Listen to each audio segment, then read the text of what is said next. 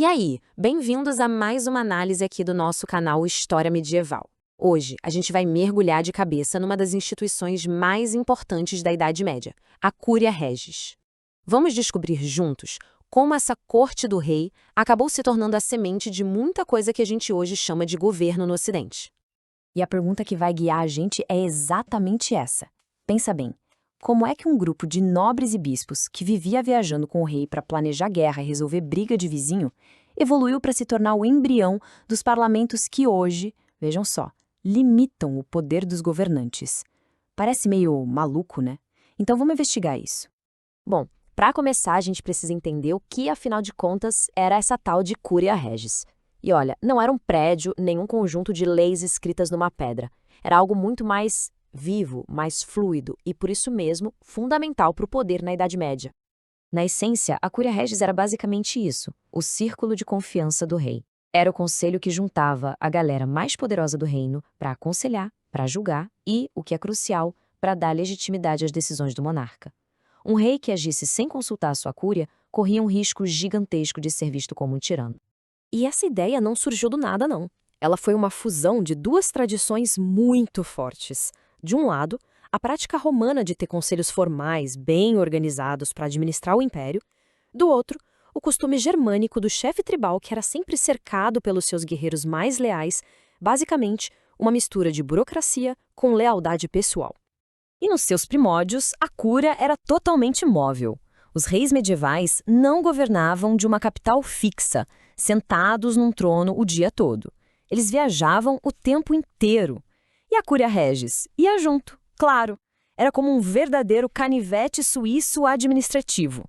Onde o rei estava, ali estava o centro do poder, da justiça e do governo do reino. Só que, e aqui a história fica bem interessante, essa instituição tão flexível não ficou igual em todos os lugares. Na França, por exemplo, ela tomou um rumo muito específico. Ela se transformou numa ferramenta poderosíssima para centralizar o poder todo nas mãos do rei. Essa evolução foi gradual, foi acontecendo aos poucos. Começou com os primeiros reis da dinastia Capetinga, que, vamos ser sinceros, não tinham tanto poder assim e usavam a cúria para conseguir o apoio dos grandes nobres. Com o tempo, reis mais fortes como Filipe II começaram a encher a corte de especialistas, de juristas que entendiam das leis. E aí, sobre o famoso São Luís Nomo, a coisa toda ficou tão complexa que precisou ser dividida. E essa divisão, pessoal, é a chave de tudo. A parte judicial da cúria se transformou no Parlamento de Paris. E atenção aqui, não era um parlamento como a gente pensa hoje, que faz leis. Era a Suprema Corte do Reino. Já a parte política virou o Conselho do Rei, o verdadeiro centro de poder da futura monarquia absolutista. No fim das contas, os dois órgãos serviam para uma coisa: fortalecer o rei. E é aqui que a nossa história dá uma virada fascinante, porque enquanto a França usava a cúria para construir o absolutismo, lá na Inglaterra, o mesmo tipo de instituição ia seguir um caminho radicalmente oposto. Então, vamos cruzar o canal e ir para a Inglaterra. Lá, a Cúria Regis, que foi importada pelos conquistadores normandos, acabou se tornando não um instrumento do rei, mas uma das primeiras instituições a de fato limitar o poder dele. A história inglesa até começa de um jeito parecido. O rei Guilherme, o conquistador, usa a cúria para controlar seu novo reino. Mas o ponto da virada, o evento que muda o jogo completamente, é a Magna Carta de 1215. Ali, os barões, cansados dos abusos do rei, o forçaram a aceitar que ele não podia mais governar sozinho. E essa cláusula aqui da Magna Carta é simplesmente revolucionária. Ela estabelece que, para cobrar certos impostos, o rei precisa do Conselho Comum do Reino. E quem era esse conselho? A Cúria Regis. De repente, o que era só um conselho do rei se tornou uma condição para o exercício do poder real. Um freio institucional estava nascendo ali. Na Inglaterra, a cúria também se fragmentou, assim como na França. As partes de justiça e finanças viraram cortes e uma tesouraria permanentes. Mas a sua função política, diferente da França, evoluiu para o parlamento inglês. Uma assembleia que, com o tempo, passaria a incluir não só os nobres e os bispos, mas também representantes das cidades e dos condados.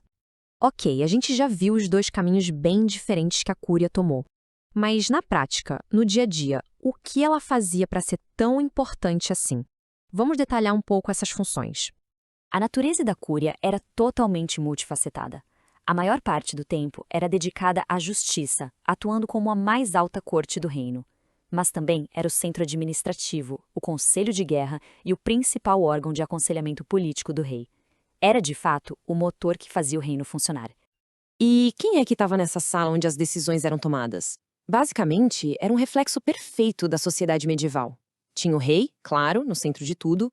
Ao redor dele, os grandes nobres e o alto clero, os pilares do poder feudal. E cada vez mais, uma nova classe de profissionais. Os oficiais reais e os juristas, os burocratas que traziam o conhecimento técnico para a mesa. Certo. Agora, vamos juntar todas as peças. A gente viu o caminho da França e o caminho da Inglaterra. Qual foi o legado a longo prazo dessas duas trajetórias tão diferentes?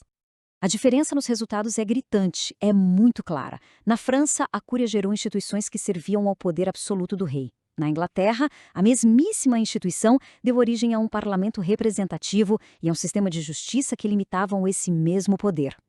É incrível pensar nisso, uma única semente institucional que gerou duas árvores políticas completamente distintas, o absolutismo e a monarquia constitucional. E os historiadores nos oferecem algumas lentes bem interessantes para entender tudo isso. Para Walter Ullmann, a Cúria era o palco de uma tensão fundamental sobre a origem do poder. Ele vinha de Deus, através do rei, ou vinha da comunidade, representada pelos nobres. Já para historiadores como Susan Reynolds, a Cúria foi um verdadeiro laboratório, onde se testaram as ideias e as práticas que, mais tarde, formariam os estados modernos. Então, o ponto crucial que fica é este. Uma única instituição medieval, a Curia Regis, está na raiz de duas das mais importantes tradições políticas do Ocidente. Um legado duplo, profundo e que a gente sente até hoje. E isso tudo nos deixa com uma pergunta bem interessante para refletir. A história da Curia Regis, principalmente o caso da Inglaterra, nos mostra que as ferramentas criadas para fortalecer o poder podem, sob certas condições, acabar se transformando nos seus maiores freios. Fica a questão no ar. Quando e como essa transformação acontece? Essa foi a nossa análise detalhada da Curia Regis, baseada integralmente nas fontes e pesquisas aqui do nosso canal História Medieval. Se gostou de entender como essa antiga corte real conseguiu moldar o nosso presente, não esqueça de deixar o seu like e de se inscrever no canal para mais análises como esta. Muito obrigado e até a próxima!